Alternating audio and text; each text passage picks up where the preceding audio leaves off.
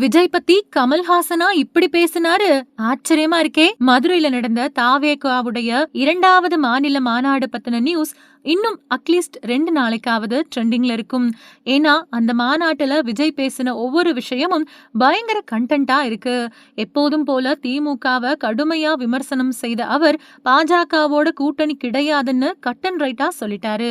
முதல்வர் மு.க. ஸ்டாலின அங்கிள் அங்கிள்னு கிண்டல் பண்ணி, எம்ஜிஆர புகழ்ந்து, மறைந்த கேப்டன் விஜயகாந்த அண்ணான்னு சொல்லி பிரேமலதா விஜயகாந்த இம்ப்ரெஸ் பண்ணி, மறைமுகமா ரஜினிகாந்த சீண்டி, கமல்ஹாசனை நோண்டி அப்படி இப்படின்னு வில்லங்கம் கலந்த ஆக்ரோஷமா பேசினாரு விஜய்.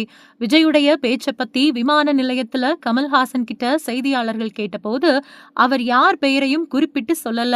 அட்ரஸ் இல்லாத லெட்டருக்கு நான் எப்படி பதில் எழுத முடியும்னு பதில் சொன்னாரு. மேலும் விஜய் என்னோட தம்பி மாதிரின்னும் சொல்லியிருக்காரு கமல். இத பார்த்த விஜய் ரசிகர்கள் மற்றும் தொண்டர்கள்